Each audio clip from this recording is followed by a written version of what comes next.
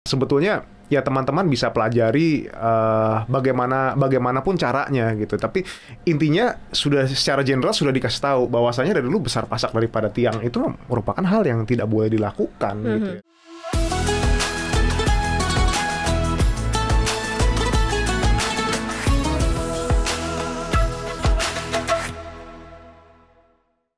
Assalamualaikum Sobat Cuan, apa kabar? Semoga selalu dalam kondisi sehat dan juga bahagia, apalagi sedang tengah menjalankan ibadah puasa. Seperti biasa, kali ini Cuap Cuan hadir dalam Cuap-Cuap Ramadan. Sajian lengkap untuk Sobat Cuan selama bulan Ramadan untuk menemani Sobat Cuan menjalankan ibadah puasa agar lebih penuh berkah dan amanah. Nah, di segmen kita nih banyak banget sebenarnya cerita banyak hal di Cuap-Cuap Ramadan ini. Tapi yang spesial ini adalah ada di Kurma ya, keuangan Ramadan makin asik. Hari ini kita ngobrol spesial bersama financial expert CNBC Indonesia, ada Mas Aulia Akbar. Hai Mas. Halo Mas. Assalamualaikum. Waalaikumsalam. Waalaikumsalam. Oke, kenapa kok ini sangat-sangat spesial? Karena Cuap Cuan atau Cuap-Cuap Ramadan ini kepengen juga menyeimbangkan dan belajar banyak hal dari para pendahulu kita, terutama Nabi gitu ya, Nabi Muhammad yang ternyata sudah mewarisi tentang pengelolaan keuangan, pengaturan keuangan yang bisa kita adaptasi, benar nggak sih? Ini aku bagian dari belajar juga nih Sobat Cuan, karena aku banyak membaca, kan kita sering banget nih ngambil bagaimana caranya ya supaya bisa mengatur keuangan ala Warren Buffett atau ala tokoh-tokoh investasi dunia, ala tokoh-tokoh yang sudah sukses di Indonesia. Ternyata Rasulullah juga meninggalkan hal yang sama dan bahkan lebih keren banget gitu ya. Ini udah pernah lo angkat belum sih sebelumnya pembahasan ini nih Mas Akbar? Oke, yang ini sebetulnya bisa dibilang gue hampir nggak pernah ngangkat, tapi pernah sedikit-sedikit ketika kita ngebahas mengenai keuangan syariah. Tapi yang spesifik tentang Rasulullah ini memang belum pernah, dan ini merupakan edisi perdana kali gue bahas yang seputar ini ya, Rasulullah ya. Jadi istilahnya Sobat Cuan juga bisa sama-sama belajar ya. Dan kalau misalnya Sobat Cuan nanti tahu, oh ternyata ada yang lebih spesial lagi nih, kita terbuka kok ya untuk Sobat Cuan juga komen nanti di Instagram kita. Nah ternyata nih aku kan juga bacanya nih, Sobat Cuan, aku banyaknya juga baca dari artikel-artikel. Dan dari beberapa artikel aku menemukan bahwa Rasulullah ini juga dinyatakan sebagai contoh budi pekerti yang baik untuk umatnya. Dan segala perilaku baiknya patut dicontoh. Tidak hanya tentang ibadah, ternyata juga kehidupan sehari-harinya bisa kita tiru. Kita juga bisa mempelajarinya dalam mengelola keuangan secara detail. Wah, ini kayaknya menarik untuk kita coba lihat, karena ada satu persatu yang mungkin tengah dijalani oleh Sobat Cuan ya. Kita buka dari pertama kali ya Mas Akbar ya. Pertama adalah berbisnis. Nah ini mungkin yang bisa kita ketahui tentang bagaimana sih Nabi kemudian mengajarkan umatnya untuk senantiasa untuk mencoba berbisnis ya, sebagai salah satu dari pengelolaan keuangan ala Nabi ini. Ya, mungkin kita balik dulu ke Al-Quran ya, surat Al-Baqarah ayat 275 ya, di mana Allah itu berfirman bahwasanya Allah telah menghalalkan berjual beli dan mengharamkan riba di sini ya. Nah, dan mata pencaharian Rasulullah itu adalah pedagang, karena pada saat itu kan di Mekah itu kan mostly orang-orang berdagang di situ.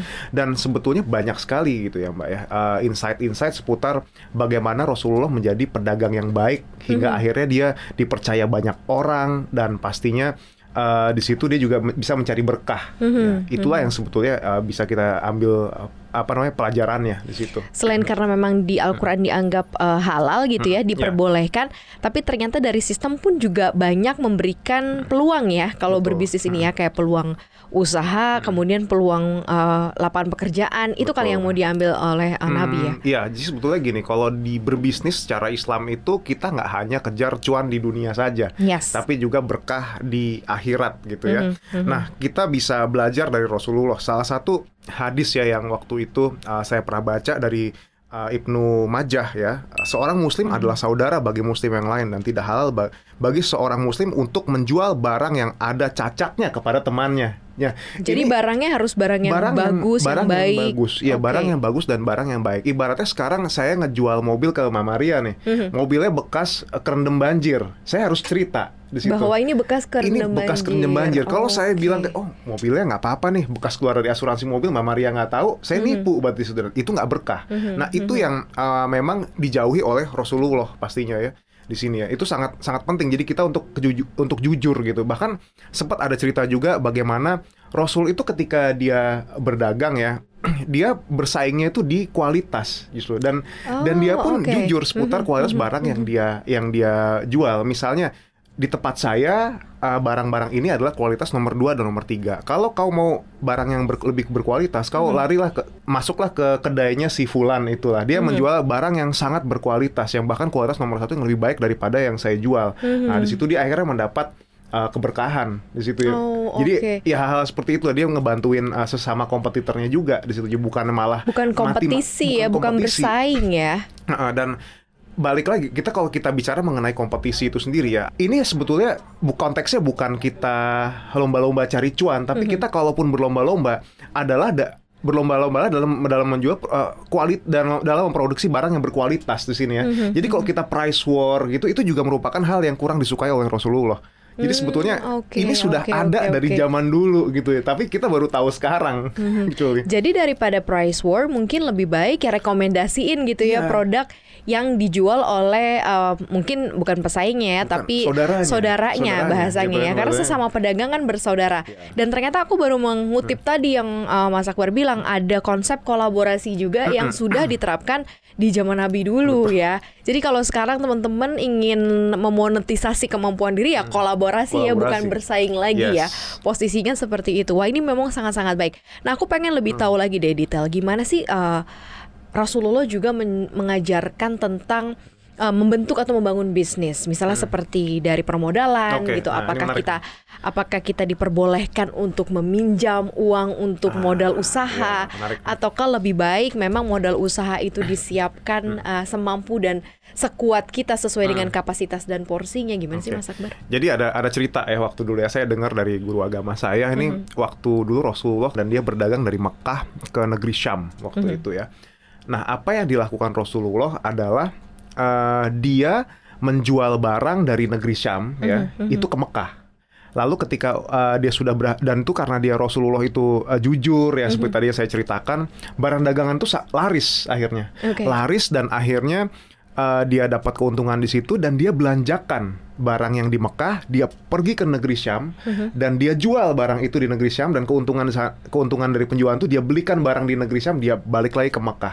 Nah, akhirnya singkat cerita itu Mekah itu jadi inilah kasarnya, dia kayak dikuasai lah untuk bisnis. Jadi Rasulullah tuh punya banyak usaha di situ ya, dan itu sudah sangat berkembang, dan dia akhirnya melakukan ekspansi ke negeri lain pada saat itu, ke kota lain maksudnya di situ. Jadi memang di satu kota dia memutar perekonomian setempat, dan di tempat lain dia juga bisa melakukan itu juga, dan akibatnya terjadi hubungan ada pemerataan ekonomi juga di situ. Gitu jadi ya? ini sebenarnya konteksnya bisa dibilang ini konteksnya agak makro di situ, dan ini yang sebetulnya jarang kita ketahui ya seputar cerita ini ya. Dan itu kalau diadaptasi oleh para pebisnis sebenarnya akhirnya bisa ikut memeratakan perekonomian gitu ya, perekonomian di berbagai daerah, karena dia mengambil dari satu daerah yang membawanya ke daerah lain, dari daerah itu dikembalikan lagi ke daerah lain.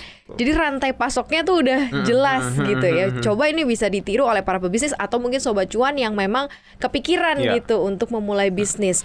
Berarti starting awalnya sebenarnya nggak usah mikirin soal seberapa besar modal yang kita punya ya. Sebetulnya jadi, gitu ya. Dengan cara yang seperti dilakukan oleh Nabi atau Rasulullah pun juga bisa. Gitu ya? Sebetulnya kita kalau bisa bicara bisnis, pinjaman dan bisnis ya, financing dan bisnis itu sendiri kan nggak mesti kita harus minjem duit ya di situ ya. Kita bisa pakai modalnya pembeli kita, bahkan customer kita gitu, kayak sistem PO gitu kan, cash masuk dulu gitu kan di situ. Nah, tapi kalau misalnya kita bicara mengenai financing ya, atau pembiayaan dalam Islam itu sendiri, memang utang itu kan termasuknya riba ya, karena kan akan ada kelebihan yang harus dibayar ya, dan itu sangat merugikan. That's why kenapa itu diharamkan gitu ya. Nah, mungkin bahasanya lebih kepada pembiayaan sih di sini. Dan pembiayaan itu kan akan banyak akad-akadnya ya kalau di sistem perekonomian syariah itu sendiri. Nah, biasanya yang digunakan ya di bank syariah atau lembaga pembiayaan syariah lainnya adalah akad seperti akad kerjasama atau akad jual beli sih yang dipakai gitu. Oke, ini menarik ya. Ini baru satu loh dari sekian banyak kebaikan pengelolaan keuangan yang bisa kita tiru dari Nabi Muhammad. Dan ini menarik sekali. Baru di bisnis aja kita udah banyak tercerahkan dengan apa yang dilakukan oleh beliau. Nah, kalau kita lihat yang kedua nih ya, kita beranjak ke yang kedua, itu adalah bersedekah. Karena selain berusaha sendiri dalam mencari penghasilan, nah Rasulullah ternyata tidak lupa untuk berbagi pada orang yang layak mendapatkan bantuan. Beliau ini rutin bersedekah dan penghasilan untuk kaum fakir miskin yang membutuhkan bantuan. Dan sedekahnya kita tahu ada 2,5% dari penghasilan selama per bulan. Nah, apalagi sih sebenarnya selain dari konsep 2,5% ini mungkin yang diajarkan secara lebih detail, karena mumpung bulan Ramadan ya, yang lupa-lupa bayar zakat atau bersedekah, mungkin nabungnya belum di bank syariah, jadi nggak otomatis ya. Jadi bisa diingetin nih Mas Akbar. Ya, jadi kita lihat lagi ke Al-Quran ya, surat Az-Zariyat ayat 19 ya, yang artinya, dan pada harta-harta mereka ada hak untuk orang miskin yang meminta orang miskin yang tidak mendapat bagian gitu ya. Jadi bisa dikatakan memang sebagian dari harta kita merupakan hak-hak mereka gitu ya, hak-hak orang yang memang membutuhkan bantuan itu ya. Dan kalau bisa dibilang yang kita punya penghasilan ya, itu yang namanya zakat itu merupakan pengeluaran wajib ya, memang harus dibayar di situ. Nah, jumlahnya yang 2,5% itu kita bisa sebut sebagai zakat mal. Jadi itu nggak hanya sebatas dari penghasilan kita ya, melainkan itu juga dari harta kita juga dengan zakat ketentuan harta, ya. Berarti Rasulullah itu sendiri juga tidak pernah melupakan apa yang namanya zakat. Dia pun berbisnis ya. Dia sampai hidup sederhana karena hartanya itu emang dia korbankan untuk mendapat keberkahan dari Allah. Termasuk salah satunya adalah dengan berzakat itu sih. Oke, kalau lupa misalnya nih Mas Akbar, artinya adalah kita lupa bersedekah ya. Mungkin kita nggak akan detail soal zakat, tapi bersedekahnya kita lupa deh ini. Terus kemudian apa yang harus dilakukan misalnya, apalagi di saat bulan suci? Apakah kemudian kita bisa membayarkannya secara penuh atau seperti apa baiknya, mungkin kalau agama mengajarkannya seperti apa? Nah, ini nih sebetulnya nih yang apa namanya yang kita juga ya sebagai manusia kita juga sering lupa pastinya. Betul. Ya.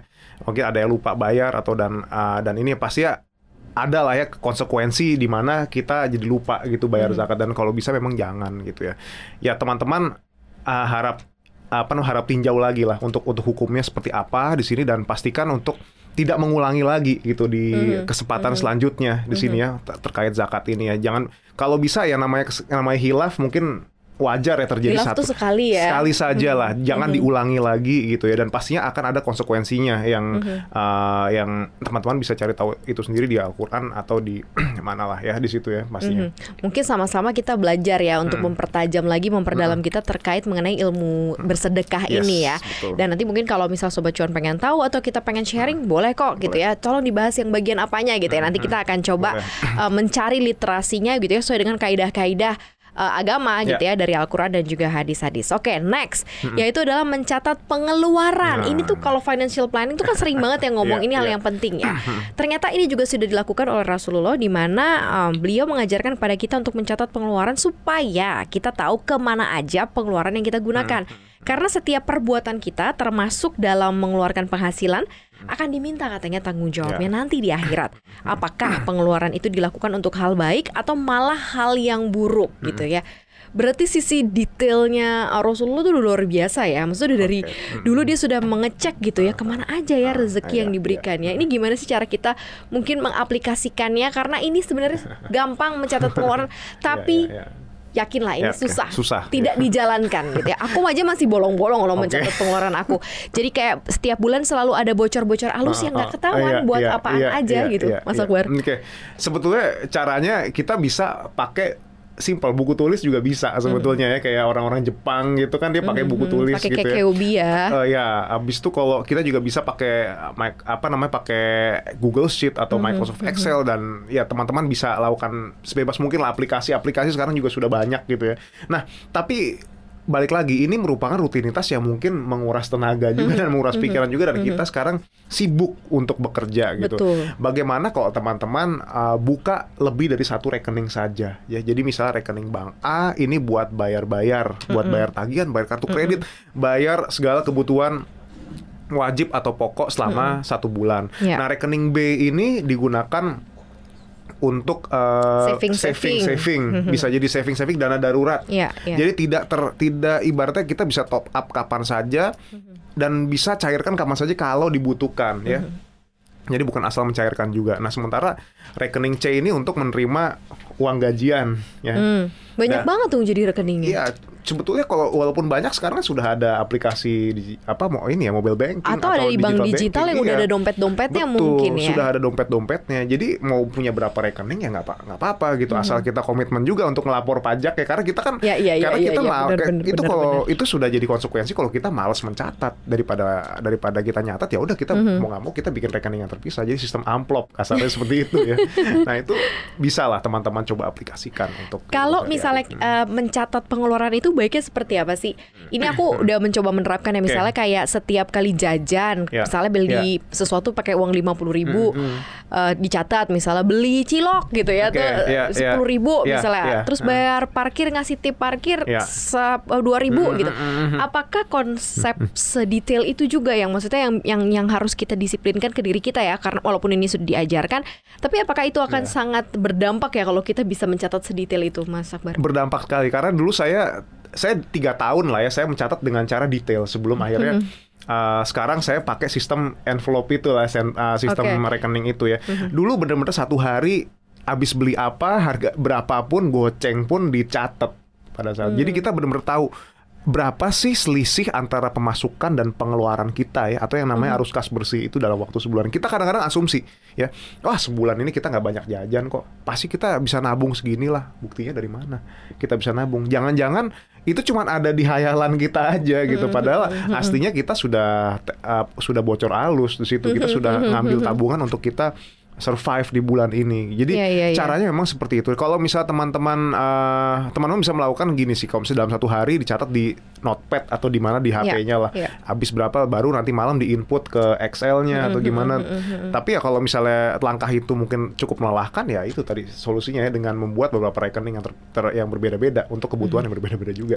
Tapi melakukan sesuatu dengan manual itu melatih kedisiplinan diri kita sendiri. Betul, sangat melatih. Dan lama-lama juga nanti kita bisa punya control of money kita lebih baik, karena kan kita udah terbiasa, ini ada sekian, sisanya misalnya 5.000-nya ditaruh di mana gitu, dan untuk apa gitu ya. Betul. Atau kalau mau detail ya perencanaan keuangannya, misalnya langsung lebih detail lagi kali ya Mas Akbar, misalnya kayak buat tips parkir udah langsung disiapin gitu ya sebulan, misalnya kebanyak kebiasaan hangout kemana, nanti kalau parkir mampir ke minimarket ada tukang parkirnya kasih 2.000 kasih 2.000, dari itu sudah dibudgeting. Dan kadang-kadang itu kalau parkir kayak gitu kan itu butuhnya cash kan. Nah, itu kadang-kadang susah tercatat gitu. Jadi ya sudah alokasikan saja gitu. Mungkin di uang elektronik atau di Jadi sebenarnya konsepnya bagus banget dan sangat bisa diterapkan ya. Tapi yang jelas konsep untuk mencatat pengeluaran ini dimaksudkan begitu ya, jika kamu ingin menggunakan untuk bersenang-senang, itu bisa saja dilakukan asal untuk kesenangan baik, bukan mengeluarkan uang untuk hal yang tidak jelas yang malah membuat kita merugi. Kita juga dilarang merugikan diri sendiri. Yang nantinya malah menyusahkan kita. Kalau merugi di sini berarti maksudnya cash flow-nya jadi negatif gitu ya. Jadi gini sih, lebih kepada gini, kalau kita melihat Rasul itu punya sifat ini ya, qanaah ya, dia merasa cukup di situ ya, merasa cukup dengan apa yang diberikan gitu ya. Dia merasa bersyukur juga di situ ya.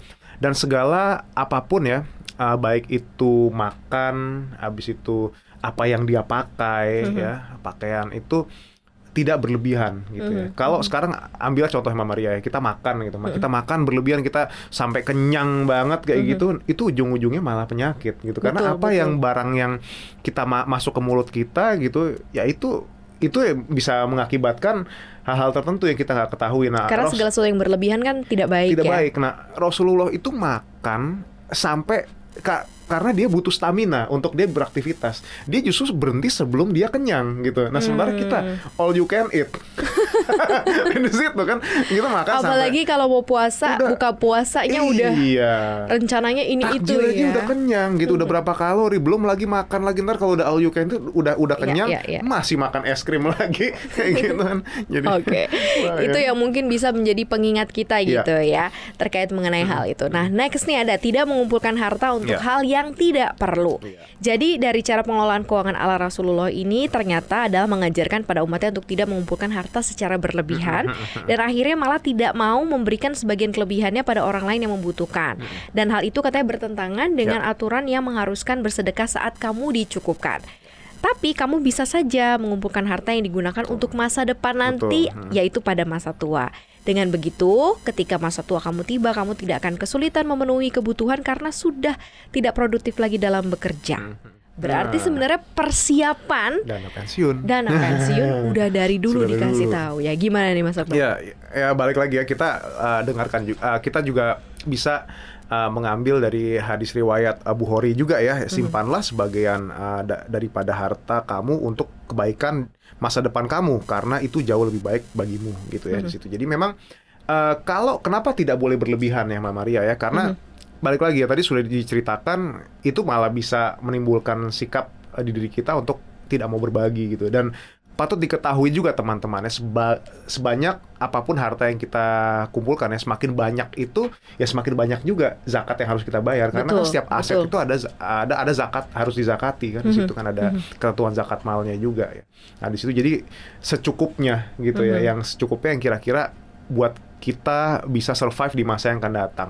Nah ilmu mengenai dana pensiun, perhitungannya gimana, kita sudah sering, pastinya kita sudah sering share di media sosial di artikel, kita juga iya, di media sosial, di Investime juga kan pasti sudah pernah di-mention juga bagaimana sih cara kita menghitung dana pensiun. Kita tentukan dulu kebutuhan kita di masa yang akan datang, inflasinya berapa, dan kita mulai dari sekarang dari nominal berapa. Dan ternyata cukup mengejutkan bahwasanya itu sudah dikonsepkan oleh Rasulullah gitu luar biasa ya. Dan ternyata sudah ada gini ya konsep mengenai dana pensiun, karena segala sesuatunya harus diperhitungkan dengan baik.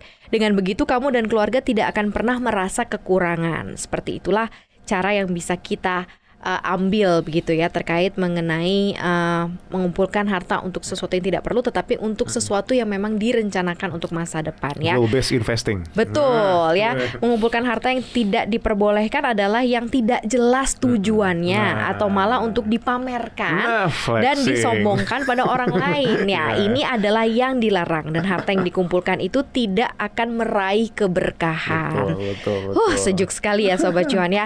Oke, next itu adalah menyeimbangkan pemasukan dan pengeluaran. Pengaturan cash flow udah ada di sini ya. Bahwa ternyata menyarankan pada kita untuk menyeimbangkan pemasukan dan pengeluaran, jangan sampai pengeluaran lebih besar. Gimana nih?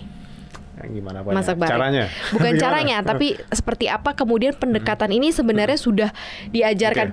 Kita kadang belajar ilmu agama, tapi ternyata kita lupa bahwa ini bisa langsung diimplementasikan dalam keseharian kita ya. Kita mengacu kepada ajaran yang baik, tapi kenapa ya kita susah gitu menerapkan gitu ya.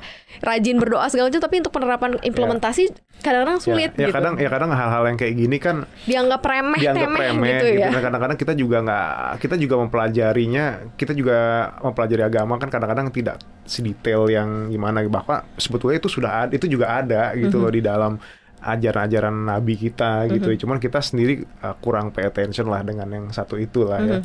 Nah sebetulnya ya teman-teman bisa pelajari bagaimanapun caranya gitu. Tapi intinya sudah secara general sudah dikasih tahu bahwasanya dari dulu besar pasak daripada tiang itu merupakan hal yang tidak boleh dilakukan gitu ya, dan tidak boleh terjadi. Dan itu adalah akibat dari hal-hal yang atau kegiatan yang sifatnya adalah berlebihan. Betul, itu sendiri. Impulsif gitu ya. Impulsif buying atau lifestyle creep lah apalah intinya begitu ya. Jadi bagaimana sekarang teman-teman bisa menyikapi hal ini gitu. Tentunya teman-teman juga harus waspada dengan yang namanya cash flow ya. Betul. Mengatur sebaik mungkin pemasukan teman-teman. Ingat nih sekarang bulan puasa, nanti ada THR, lalu ada cuti bersama, lalu habis itu gajian tanggal 25. Jangan sampai karena mentang-mentang kayak terima gaji 2 kali habis semuanya ya. Dan jangan pernah berpikir betul. Dan jangan sampai kita berpikir kayak nggak apa-apa lah ngeluarin segini nanti juga dapat lagi duitnya, nggak seperti itu ya. Gitu. Bahwa ternyata konsep pengelolaan keuangan yang baik juga sudah diberikan oleh Rasulullah dan sudah kita bagikan juga nih ke Sobat Cuan. Kalau Sobat Cuan yang ternyata tahu lebih detail lagi nih Mas Akbar, ada ini loh, ada konsep dari ini loh. Kita sangat senang banget sih untuk dapat sangat terbuka karena ternyata ini adalah satu ilmu lagi untuk kita sama-sama. Apalagi kalau di bulan Ramadan kayaknya termasuk salah satu bulan yang bisa kita jadikan bulan yang baik untuk mengelola keuangan lebih baik. Betul. Gak sih? Dan pasti bersedekah juga, membayar zakat juga karena pahalanya double gitu ya kalau di bulan Ramadan ini ya. Kenapa nggak teman-teman manfaatkan aja? Betul. Terima kasih ya Sobat Cuan sudah mendengarkan kita di Kurma Keuangan Ramadan Makin Asik. Kita juga akan hadir dengan tema-tema lainnya di Cuap-Cuap Ramadan. Kita hadir setiap hari Senin sampai dengan Jumat di 3 platform sekaligus, dari CNBC Indonesia TV, di YouTube kita di Cuap Cuan, dan juga di Spotify, Apple Podcast, Google Podcast, dan juga Anchor. Jadi dengerin kita terusnya dimanapun Sobat Cuan berada. Supaya apa? Supaya ibadah puasanya penuh berkah dan juga amanah. Terima kasih udah dengerin kita hari ini. Jangan lupa lancar-lancar terus puasanya ya. Maria dan juga Par, pamit. Wassalamualaikum warahmatullahi wabarakatuh.